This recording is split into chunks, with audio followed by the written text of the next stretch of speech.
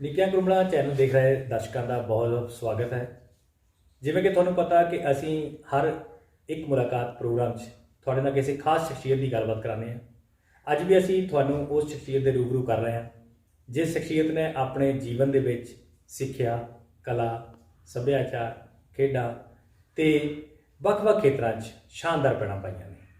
ਉਸ ਸ਼ਖਸੀਅਤ ਨੇ ਅਨੇਕਾਂ ਵਿਦਿਆਰਥੀਆਂ ਨੂੰ ਪੜ੍ਹਾਇਆ ਔਰ ਅਨੇਕਾਂ ਵਿਦਿਆਰਥੀਆਂ ਨੂੰ, ਅਨੇਕਾਂ ਸਾਹਿਤਕਾਰਾਂ ਨੂੰ ਨਵੇਂ ਤੇ ਨਰੋਏ ਰਾਹਾਂ 'ਤੇ ਤੋਰਿਆ।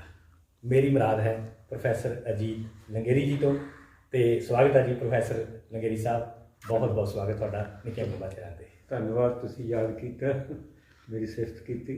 ਪ੍ਰੋਫੈਸਰ ਸਾਹਿਬ, ਤੁਹਾਡੀਆਂ ਸਿਫਤਾਂ ਨਾਲ ਸਾਡੀਆਂ ਸਿਫਤਾਂ ਨੇ, ਸੋ ਤੁਹਾਡੇ ਆਸ਼ੀਰਵਾਦ ਨਾਲ ਦੇਸ਼ਾਂ ਵਿਦੇਸ਼ਾਂ ਜਦੋਂ ਵੀ ਅਸੀਂ ਗੱਲ ਕਰਦੇ ਹਾਂ ਤੇ ਤੁਹਾਡਾ ਜ਼ਿਕਰ ਅਕਸਰ ਛਿੜਦਾ ਆ।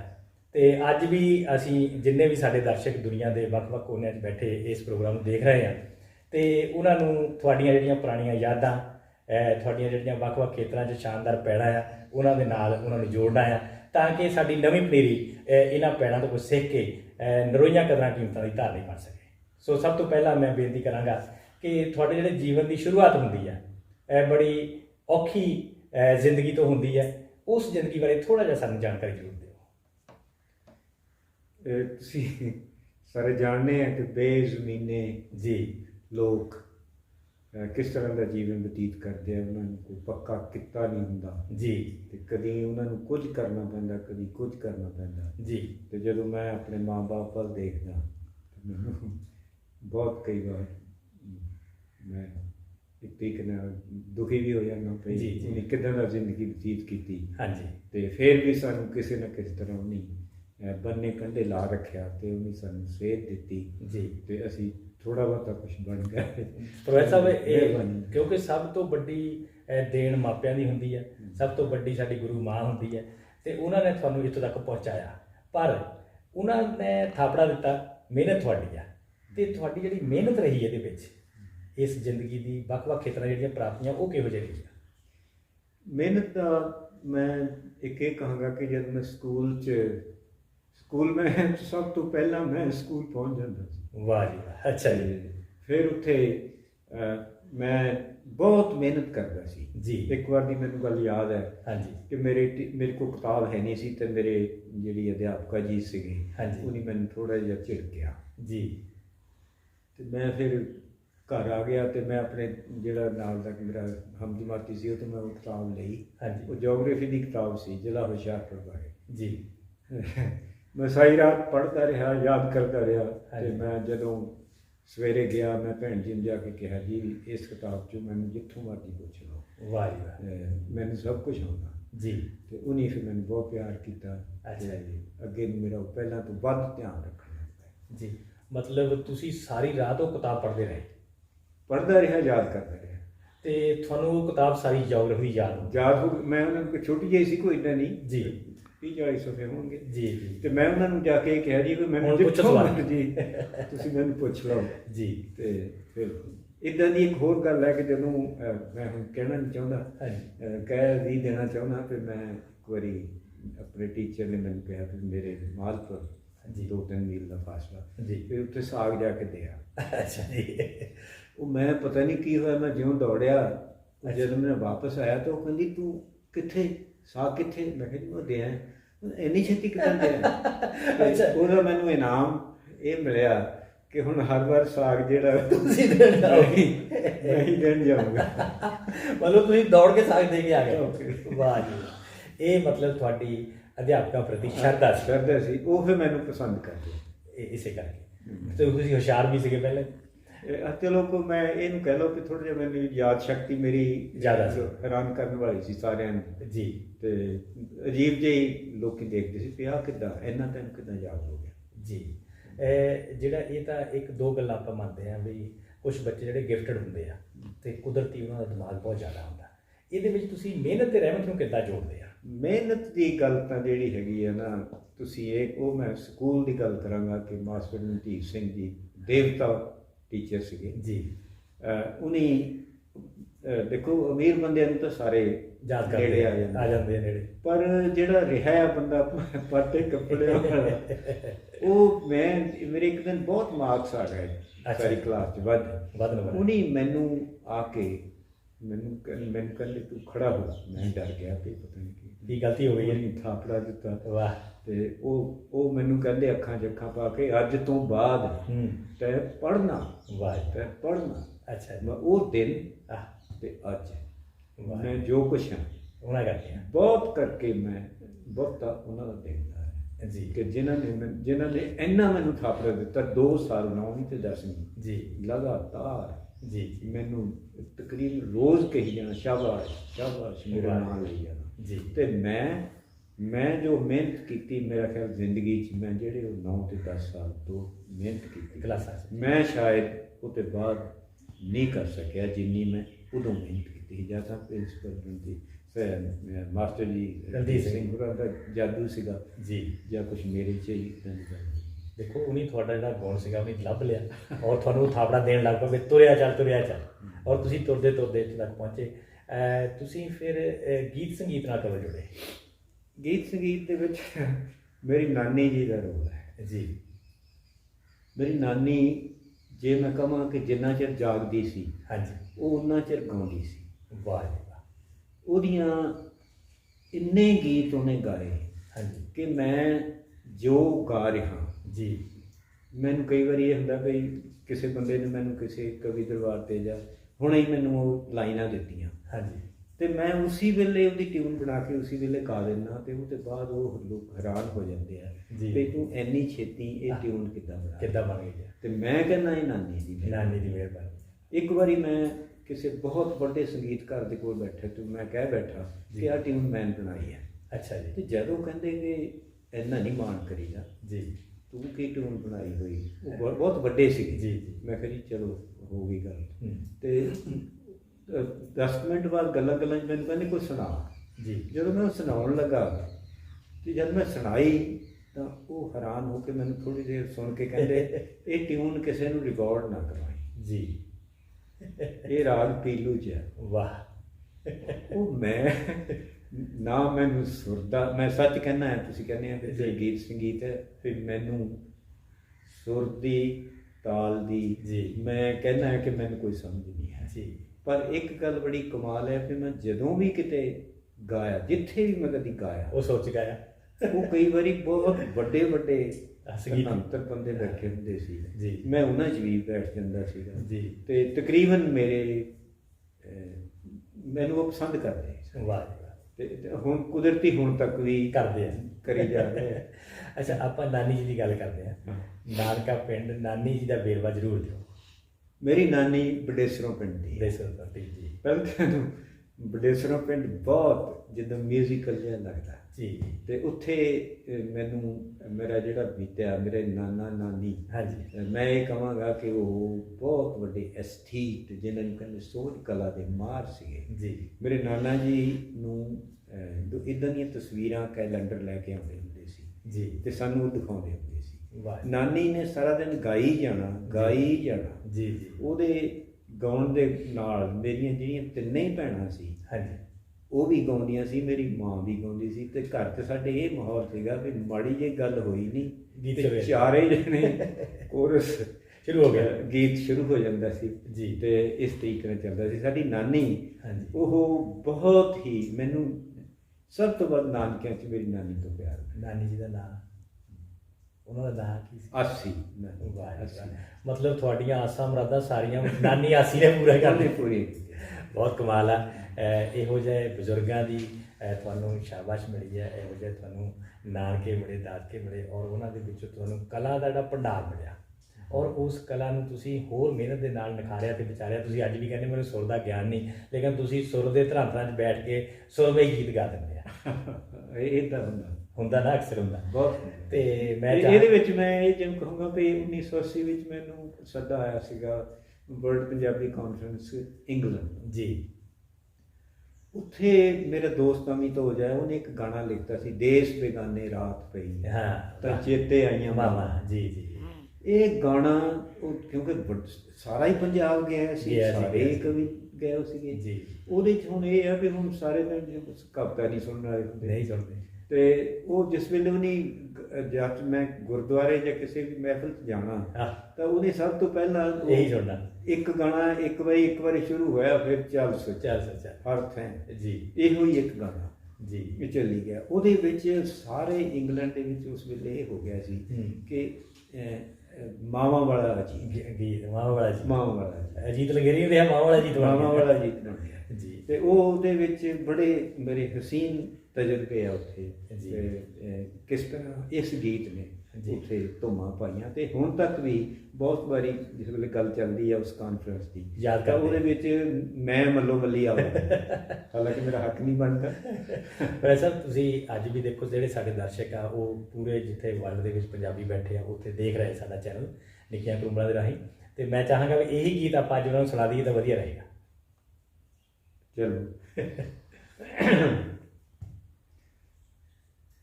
ਦੇਸ ਬੇਗਾਨੇ ਆਹ ਰਾਤ ਪਈ ਤਾਂ ਵਾਹ ਜੀ ਵਾਹ। ਚੇਤੇ ਆਈਆਂ ਮਾਵਾਂ ਓਹ ਯਾਰਾਂ ਦੇ ਗਲ ਲੱਗ ਕੇ ਰੋਈਆਂ, ਥਕੀਆਂ ਟੁੱਟੀਆਂ ਬਾਵਾਂ। ਵਾਹ ਦੇਸ ਬੇਗਾਨੇ ਰਾਤ ਪਈ ਤਾਂ ਵਾਹ ਜੀ। ਪੂਰਨ ਪੁੱਤ ਪਰਦੇਸੀ ਜਾਂਦੇ, ਟੁੱਕ ਕਮਾਵਣ ਖਾਤਰ। ਵਾਹ ਪੂਰਨ ਪੁੱਤ ਪਰਦੇਸੀ ਜਾਂਦੇ, ਟੁੱਕ ਕਮਾਵਣ ਖਾਤਰ। ਵਾਹ ਜੀ। ਰੋ ਰੋ ਕੇ ਅੰਨੀਆਂ ਹੋ ਜਾਵਣ, ਇਛਰਾਂ ਵਰਗੀਆਂ ਮਾਵਾਂ। ਵਾਹ ਜੀ। ਦੇਸ ਬੇਗਾਨੇ ਰਾਤ ਪਈ। ਵਾਹ ਜੀ ਬਹੁਤ ਖੂਬ। ਵੈਸੇ ਸਾਹਿਬ ਇਹੋ ਜਿਹਾ ਗੀਤ ਤੁਹਾਡੇ ਬਹੁਤ ਨੇ ਜਿਹੜੇ ਸਰੋਤਿਆਂ ਨੂੰ ਦਰਸ਼ਕਾਂ ਨੂੰ ਇੰਨਾ ਮੰਤਰ ਬਹੁਤ ਕਰਦੇ ਨੇ ਤੇ ਉਹਨਾਂ ਦਾ ਜੀ ਕਰਦਾ ਵੀ ਸੁਣਦੇ ਰਹੀਏ ਸੁਣਦੇ ਰਹੀਏ। ਆਪਾਂ ਹੁਣ ਗੱਲ ਕਰੀਏ ਸਾਹਿਤ ਦੇ ਨਾਲ ਨਾਲ ਸਿੱਖਿਆ ਦੀ। ਜਿਹੜਾ ਸਾਡਾ ਇਸ ਵੇਲੇ ਭਾਰਤ ਦਾ ਖਾਸ ਕਰਕੇ ਪੰਜਾਬ ਦਾ ਸਿੱਖਿਆ ਤੰਤਰ ਆ, ਇਹਦੇ ਬਾਰੇ ਤੁਸੀਂ ਕੀ ਅਨੁਭਵ ਰੱਖਦੇ ਆ? ਪਹਿਲਾਂ ਸਾਨੂੰ ਸਾਰਿਆਂ ਨੂੰ ਜਾਣ ਲੈਣਾ ਚਾਹੀਦਾ ਕਿ ਜੇ ਅਸੀਂ ਬਚਣਾ, ਜੀ। ਜੇ ਅਸੀਂ ਕੁਝ ਕਰਨਾ ਜੀ ਤੇ ਸਾਨੂੰ ਸਿੱਖਿਆ ਬਚਾ ਸਕਦੀ ਹੈ। ਜੀ ਇਹਦੇ ਵਿੱਚ ਪਿਛਲੀਆਂ ਸਰਕਾਰਾਂ ਨੇ, ਹਾਂਜੀ ਮੈਂ ਕਹਾਂਗਾ ਕਿ ਇਹਦੇ ਵੱਲ ਪੂਰਾ ਧਿਆਨ ਨਹੀਂ ਦਿੱਤਾ। ਜੀ ਇਸੇ ਹੀ ਕਰਕੇ ਹਾਲੇ ਤੱਕ ਅਨਪੜ੍ਹਤਾ, ਗਰੀਬੀ, ਅਗਿਆਨਤਾ, ਹਾਲੇ ਸਾਡੀ ਵਿਗਿਆਨਿਕ ਸੋਚ ਨਹੀਂ ਬਣ ਸਕੀ, ਜੀ। ਤਰਕਸ਼ੀਲ ਨਹੀਂ ਅਸੀਂ ਬਣ ਸਕੇ। ਇਹਦਾ ਆ ਅਜੇ ਵੀ, ਚਾਹੇ ਸਰਕਾਰਾਂ ਚਾਹੇ ਲੋਕ, ਹਾਂਜੀ। ਚਾਹੇ ਕੋਈ ਅੰਦੋਲਨ ਚੱਲੇ, ਜੀ ਸਾਨੂੰ ਸਭ ਤੋਂ ਪਹਿਲਾਂ ਇਹ ਵਿਦਿਆ ਵੱਲ ਨੂੰ ਤੁਰਨਾ ਚਾਹੀਦਾ। ਜੀ ਤੇ ਵਿਦਿਆ ਵੀ ਜਿਹੜੀ ਸਾਡੀ ਅੱਜ ਕੱਲ੍ਹ ਚੱਲ ਰਹੀ ਹੈ ਬੜੀਆਂ ਇਮਾਰਤਾਂ ਵਾਲੀ, ਹਾਂਜੀ ਉਹ ਸਭ ਵਿਅਰਥ ਆ। ਜੀ ਉਹਦੇ ਚੋਂ ਕੁਝ ਨਹੀਂ ਨਿਕਲਣਾ। ਜੀ ਸਾਨੂੰ ਬਿਲਕੁਲ ਸਧਾਰਨ ਇਮਾਰਤਾਂ ਬਣਾ ਕੇ ਜੀ ਉਹ ਸ਼ੁਰੂ ਕਰ ਦਈਏ। ਪੰਜਾਬ ਦੇ ਵਿੱਚ ਤਾਂ ਸਾਡੇ ਕੋਲ ਸਭ ਕੁਝ ਹੈਗਾ ਇਸ ਵੇਲੇ, ਹਾਂਜੀ। ਕੋਈ ਫਿਕਰ ਕਰਨ ਵਾਲੀ ਗੱਲ ਨਹੀਂ। ਸਾਡੀ ਸਭ ਤੋਂ ਵੱਡੀ ਗੱਲ ਜਿਹੜੀ ਹੈ ਇਸ ਵੇਲੇ, ਬੱਚੇ ਵੀ ਸਾਡੇ ਤਾਂ ਉਡੀਕਦੇ ਆ ਬੈਠੇ, ਹਾਂਜੀ। ਤੇ ਸਾਡੇ ਕੋਲ ਜਿਹੜੀ ਹੈ ਕਮੀ ਅਧਿਆਪਕਾਂ ਦੀ ਹੈ। ਜੀ ਇਹ ਸਾਨੂੰ ਮੰਨ ਲੈਣਾ ਚਾਹੀਦਾ ਹਾਂਜੀ ਕਿ ਪਿਛਲੇ ਸਾਡੇ ਜਿਹੜਾ ਅੱਤਵਾਦ ਦਾ ਟਾਈਮ ਸੀ, ਹਾਂਜੀ। ਉਹਨੇ ਸਾਡਾ ਸਭ ਤੋਂ ਵੱਡਾ ਨੁਕਸਾਨ ਇਹ ਕੀਤਾ ਕਿ ਪੜ੍ਹਾਈ ਨਹੀਂ ਹੋਈ। ਨਹੀਂ ਹੋ ਸਕੀ। ਜਿੰਨੇ ਬੰਦੇ ਵੀ ਡਿਗਰੀਆਂ ਲੈ ਕੇ ਆਏ ਅੱਜ ਹਾਂਜੀ। ਤੱਕ, ਹਾਂਜੀ ਉਹ ਡਿਗਰੀਆਂ ਸੱਚੀਆਂ ਨਹੀਂ ਹੈ। ਜੀ ਤੇ ਉਹ ਫਿਰ ਜਦੋਂ ਆਪੇ ਹੀ ਨਹੀਂ, ਜਦ ਅਧਿਆਪਕ ਹੀ ਨਹੀਂ ਸਾਡੇ ਜੀ। ਕੋਲ, ਉਹ ਅੱਗੇ ਵਿਦਿਆ ਇਹ ਕਿੱਦਾਂ? ਘਾਟਾ ਕਿੱਦਾਂ ਪੂਰਾ ਕਰਨਾ। ਆ ਥੋੜ੍ਹੀ ਜਿਹੀ ਕੋਸ਼ਿਸ਼ਾਂ ਹੋ ਰਹੀਆਂ ਹਾਂਜੀ ਕਿ ਟੀਚਰਸ ਨੂੰ ਸੈਂਟਰ ਵੱਲੋਂ ਕੋਈ ਟ੍ਰੇਨਿੰਗ ਦਿੱਤੀ ਜਾ ਰਹੀ ਹੈ। ਹਾਂਜੀ। ਇੱਦਾਂ ਦੇ ਕੋਰਸਿਸ ਕਰਕੇ ਪਹਿਲਾਂ ਤਾਂ ਜਿਹੜਾ ਟੀਚਰ ਹੈ ਹਾਂਜੀ। ਉਹ ਬਿਲਕੁਲ ਲਾਇਕ ਹੋਣਾ ਚਾਹੀਦਾ, ਯੋਗ ਹੋਣਾ ਚਾਹੀਦਾ, ਜੀ ਆਪਣੇ ਸਬਜੈਕਟ ਦਾ ਮਾਹਰ ਹੋਣਾ ਚਾਹੀਦਾ। ਜੀ। ਤੇ ਅੱਗੇ ਇੱਕ ਸਾਨੂੰ ਜਿਹੜਾ ਇਹ ਭੁਲੇਖਾ ਆ ਵੀ ਇੰਗਲਿਸ਼ ਹੀ ਆ ਸਭ ਕੁਝ, ਇੰਗਲਿਸ਼ ਹੀ ਸਭ ਕੁਝ। ਜੇ ਤੁਹਾਡੀ ਮਾਂ ਬੋਲੀ ਜੀ। ਜੇ ਤੁਹਾਡਾ ਪਹਿਰਾ ਹੋ ਗਿਆ, ਜੀ ਜੇ ਮਾਂ ਬੋਲੀ ਤੁਸੀਂ ਚੰਗੀ ਤਰ੍ਹਾਂ ਸਿੱਖ ਗਏ ਆ, ਹਾਂਜੀ ਤੇ ਫਿਰ ਤੁਹਾਨੂੰ ਦੁਨੀਆ ਦੀ ਕੋਈ ਵੀ ਜਿਹੜੀ ਬੋਲੀ ਹੈ ਉਹ ਮੁਸ਼ਕਲ ਨਹੀਂ ਲੱਗੂਗੀ, ਤੁਸੀਂ ਕਰ ਸਕਦੇ ਆ। ਉਹ ਤਜਰਬਾ ਸਾਡੇ ਸਾਹਮਣੇ ਹੈ ਬਿਲਕੁਲ। ਅਸੀਂ ਕਿੰਨਾ ਸਕੂਲਾਂ 'ਚ ਪੜ੍ਹੇ ਹਾਂ, ਜੀ, ਜੀ। ਕੋਈ ਨਾਂ ਨਹੀਂ, 6ਵੀਂ ਜਾ ਕੇ ਸ਼ੁਰੂ ਕੀਤਾ, 9ਵੀਂ 'ਚ ਅਚਾਨਕ ਹੀ ਸਾਡਾ ਮੀਡੀਅਮ ਇੰਗਲਿਸ਼ ਹੋ ਗਿਆ ਜੀ। ਤੇ ਉਹਦੇ 'ਚ ਅਸੀਂ ਮੱਲਾਂ ਮਾਰੀਆਂ, ਵਜ਼ੀਫੇ ਲਏ ਆ, ਜੀ। ਕੀਤਾ। ਹੁਣ ਵੀ ਹੋ ਸਕਦਾ। ਹਾਂਜੀ। ਅਸੀਂ ਥੋੜ੍ਹੇ ਜਿਹੇ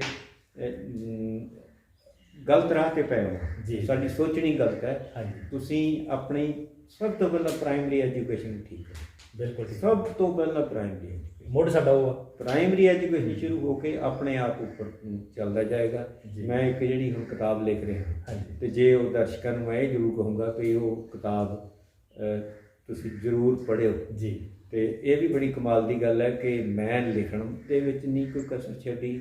ਮੇਰੇ ਮਿੱਤਰ ਜਿਹੜਾ ਮੇਰੇ ਪ੍ਰਿੰਸੀਪਲ ਸਾਹਿਬ ਜਾਨੀ ਸਟੂਡੈਂਟ ਹੈਗੇ ਆ, ਜੀ। ਉਹ ਕਹੀ ਜਾਂਦੇ ਆ ਵੀ ਤੁਸੀਂ ਪੈਸਿਆਂ ਦਾ ਫਿਕਰ ਨਾ ਕਰੋ। ਠੀਕ ਹੈ। ਤੇ ਉਹ ਫਿਰ ਇੱਕ ਇਹ ਵੀ ਆ ਕਿ ਉਹ ਦੇਣੀ ਵੀ ਮੁਫਤ ਹੈ, ਉਹ ਦੇਣੀ ਆ, ਮੁਫਤ ਦੇਣੀ ਹੈ। ਬਿਲਕੁਲ। ਸੋ ਉਹ ਕਦੀ ਵੀ ਕਿਤਾਬ ਜਿਹੜੀ ਆ ਮਹੀਨੇ ਡੇਢ ਮਹੀਨੇ 'ਚ ਤਿਆਰ ਆ ਜਾਣੀ ਆ। ਜੀ। ਉਹ ਕਿਸੇ ਵੀ ਦਰਸ਼ਕ ਨੂੰ ਚਾਹੀਦੀ ਹੈ ਤਾਂ ਉਹ ਚੱਲ ਕੇ ਸਕੂਲ ਆਵੇ। ਜੀ। ਜੇ ਐਦਾਂ ਵੰਡੀ ਤਾਂ ਇਹਦਾ ਮਤਲਬ ਸ਼ਾਇਦ ਕਿਸੇ ਨੂੰ ਲੋੜ ਹੀ ਨਾ ਲੋੜ ਨਾ ਹੋਵੇ। ਜੇ ਜੇ ਲੋੜ ਹੋਊਗੀ ਉਹ ਆਵੇ। ਉਹਨੂੰ ਅਸੀਂ ਹੱਥੀਂ ਬੱਧੀ ਦੇਵਾਂਗੇ। ਉਹ ਕਿਤਾਬ ਦੇਵਾਂਗੇ। ਉਹਦੇ ਵਿੱਚ ਜੇ ਤੁਸੀਂ ਕਹੋਗੇ ਕਿ ਵਿੱਦਿਆ ਕੀ ਹੁੰਦੀ ਹੈ, ਕਿੱਦਾਂ ਪ੍ਰਾਪਤ ਕਰਨੀ ਹੈ, ਜੀ। ਆ ਜਿਹੜਾ ਹੁਣ ਸੰਕਟ ਚੱਲ ਰਿਹਾ, ਹਾਂਜੀ। ਸ਼ਾਇਦ ਉਸ ਕਿਤਾਬ ਦੇ ਵਿੱਚ ਉਹ ਸੰਕਟ ਦਾ ਹੱਲ ਵੀ ਹੈ। ਤੁਹਾਨੂੰ ਗਵਰਨਮੈਂਟ ਨੂੰ ਵੀ ਮਿਲ ਸਕਦਾ, ਲੋਕਾਂ ਨੂੰ ਵੀ ਮਿਲ ਸਕਦਾ। ਜੀ। ਵੈਸੇ ਸਾਹਿਬ ਤੁਸੀਂ ਬੜਾ ਖੋਜ ਭਰਪੂਰ ਇਹ ਕੰਮ ਕੀਤਾ, ਜਿਹੜਾ ਤੁਸੀਂ ਸਿੱਖਿਆ ਨਾਲ ਸੰਬੰਧਿਤ ਪ੍ਰਿੰਸੀਪਲ ਸਾਹਿਬ ਨਾਲ ਸੰਬੰਧਿਤ ਪ੍ਰਿੰਸੀਪਲ ਹਰਭਜਨ ਸਿੰਘ ਹੋਰਾਂ ਦਾ ਜਿਹੜਾ ਪ੍ਰਭਾਵ ਆ ਉਹ ਵਿਸ਼ਵ ਵਿਆਪੀ ਆ। ਤੁਹਾਡੇ ਤੇ ਉਹਨਾਂ ਦਾ ਕਿੰਨਾ ਕੁ ਪ੍ਰਭਾਵ ਆ? ਜਦੋਂ ਮੈਂ ਉਹਨਾਂ ਨੂੰ ਦੇਖਦਾ ਸੀ ਜੀ। ਉਹਨਾਂ ਨੇ ਉਹ ਪ੍ਰਿੰਸੀਪਲ ਹਰਭਜਨ ਸਿੰਘ ਜੀ ਹੋਰਾਂ ਦੇ ਉੱਤੇ ਹੀ ਉਹ ਕਿਤਾਬ ਹੈ। ਮੈਂ ਪਹਿਲਾਂ ਛੋਟੀ ਇੱਕ ਕਿਤਾਬ ਲਿਖੀ ਹਾਂਜੀ। ਸੀ, ਉਹ ਮੈਨੂੰ ਮੰਗ ਇੰਨੀ ਆਈ ਹੈ ਜੀ। ਕਿ ਵੱਡੀ ਕਰੋ। ਮੈਂ ਪੂਰਾ ਇੱਕ ਜਾਣੀ ਸਮਝੋ ਕਿ ਸਾਰਾ ਕਰੋਨਾ ਦਾ ਟਾਈਮ ਮੈਂ ਉਹ ਤੇ ਲਾਇਆ। ਮੈਂ ਹਾਲੇ ਪਰਸੋਂ ਜੀ। ਇੱਕ ਉਹਨਾਂ ਦੇ ਵਿਦਿਆਰਥੀ ਦਾ ਮੈਂ ਕੁਝ ਵੇਰਵਾ ਲੈ ਕੇ ਆਇਆ। ਜੀ। ਉਹਦੇ ਵਿੱਚ ਮੈਂ ਉਹ ਇੱਕ ਚੈਪਟਰ ਦੇ ਤੌਰ ਤੇ ਦੇਣਾ ਉਹਨਾਂ ਨੂੰ ਜੀ। ਕਿ ਉਹ ਪ੍ਰਿੰਸੀਪਲ ਸਾਹਿਬ ਚੀਜ਼ ਕੀ ਸੀਗੇ, ਵਾਹ। ਉਹ ਕਰ ਕੀ ਗਏ। ਜੀ।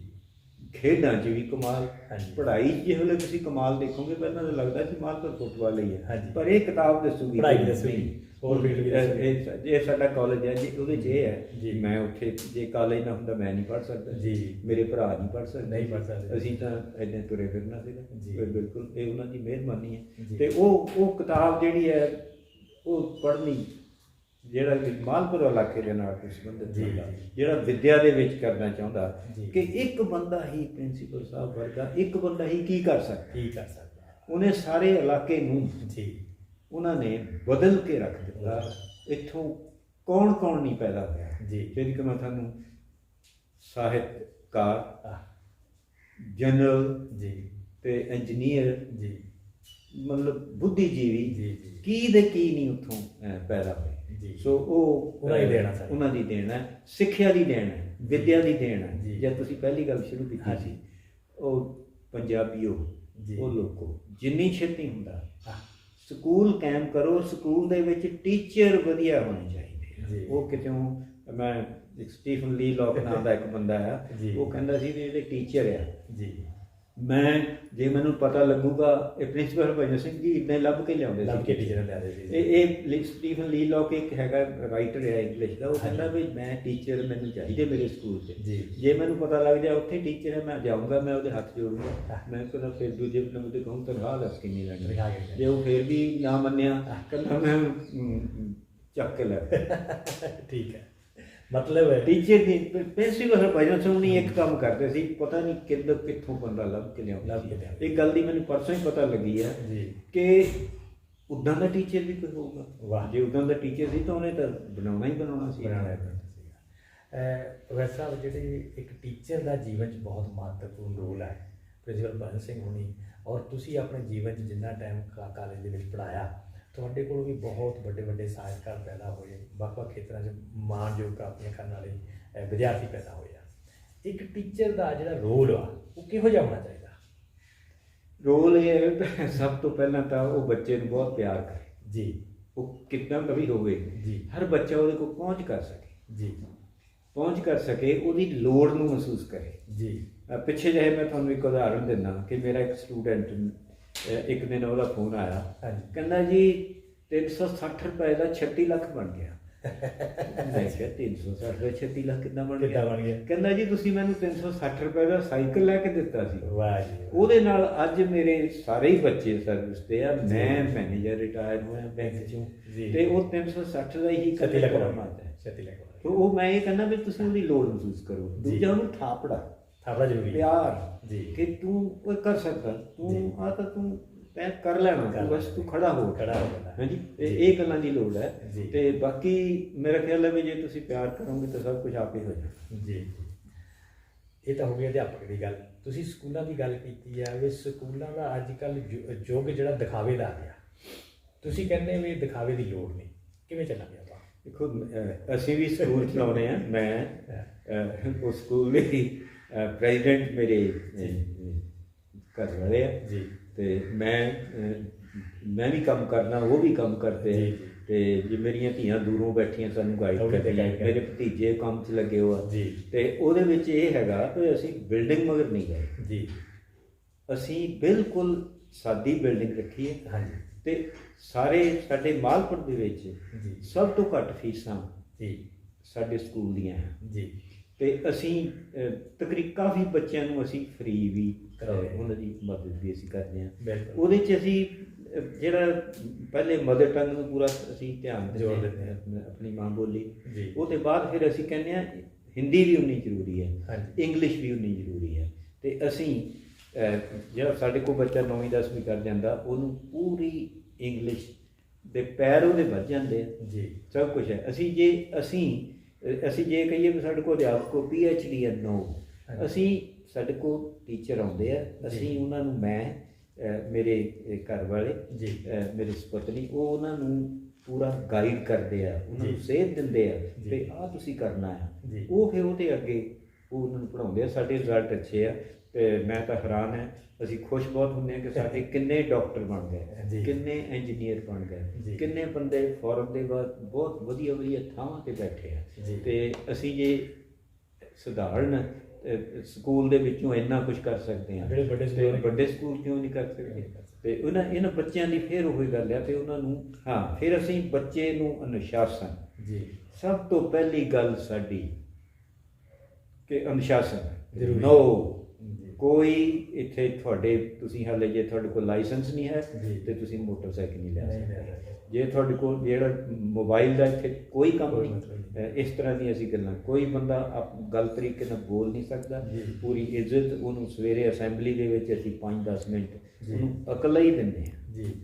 ਜਿਹੜੀ ਇਹਦਾ ਭਾਵ ਇਹ ਆ ਵੀ ਨੈਤਿਕਤਾ ਜਿਹੜੀ ਆ ਉਹ ਬੱਚੇ ਨੂੰ ਸਿਖਾਉਣੀ ਬਹੁਤ ਜ਼ਰੂਰੀ, ਬਹੁਤ ਜ਼ਰੂਰੀ ਹੈ। ਤੇ ਉਹ ਤੇ ਤੁਹਾਡਾ ਬਹੁਤ ਜ਼ੋਰ ਆ। ਤੇ ਤੁਸੀਂ ਆਪਣੇ ਸਾਰੇ ਅੱਜ ਤੱਕ ਦੇ ਜੀਵਨ ਦੇ ਵਿੱਚੋਂ ਜਿਹੜੇ ਸਾਰਾਂਸ਼ ਕੱਢੇ ਨੇ, ਉਹ 5-7 ਲਾਈਨਾਂ ਸਾਡੇ ਦਰਸ਼ਕਾਂ ਨੂੰ ਦੱਸ ਦਿਓ ਤਾਂ ਕਿ ਉਹ ਅਪਣਾ ਕੇ ਜ਼ਿੰਦਗੀ 'ਚ ਉਹ ਵੀ ਉੱਚੀਆਂ ਮੰਜ਼ਿਲਾਂ ਪ੍ਰਾਪਤ ਕਰ ਸਕਣ।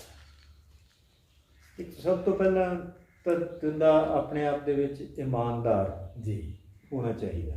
ਜੀ। ਇੱਕ ਅੱਖਰ ਨੂੰ ਯਾਦ ਰੱਖਣਾ ਚਾਹੀਦਾ ਕਿ ਜੈਂਟਲਮੈਨ ਇੰਗਲਿਸ਼ ਦਾ ਅੱਖਰ ਆ। ਜੀ। ਇਹਦੇ 'ਚ ਅਸੀਂ ਪੰਜਾਬੀ ਦਾ ਇਹਦਾ ਪੈਰਲਲ ਤੁਸੀਂ ਸਮਝ ਲਓ ਕਿ ਸ਼ਰੀਫ। ਤੇ ਉਹਦੇ 'ਚ ਜੈਂਟਲਮੈਨ ਉਹਦੇ 'ਚ ਹੁੰਦੇ ਵੀ ਜਿਹੜੇ ਵੀ ਚੰਗੇ ਗੁਣ ਆ ਉਹ ਸਾਰੇ ਉਹਦੇ ਵਿੱਚ ਬੰਦੇ ਦੇ ਵਿੱਚ ਹੋਣੇ ਚਾਹੀਦੇ ਆ। ਜੀ। ਤੇ ਬੰਦਾ ਆਪਣੇ ਭਾਈਚਾਰੇ ਨਾਲ ਮੇਲ ਜੋੜ ਕੇ, ਰਿਸ਼ਤੇਦਾਰਾਂ ਨਾਲ ਪਿਆਰ ਦੇ ਨਾਲ ਉਹਨੂੰ ਰਹਿਣਾ ਚਾਹੀਦਾ। ਜਿਹੜਾ ਵੀ ਕੰਮ ਹੈ ਉਹਦਾ, ਚਾਹੇ ਉਹਦਾ ਕੰਮ ਛੋਟਾ ਹੈ ਚਾਹੇ ਵੱਡਾ ਹੈ, ਉਹ ਬਹੁਤ ਹੀ ਪਿਆਰ ਦੇ ਨਾਲ ਉਹਨੂੰ ਨਿਭਾਵੇ।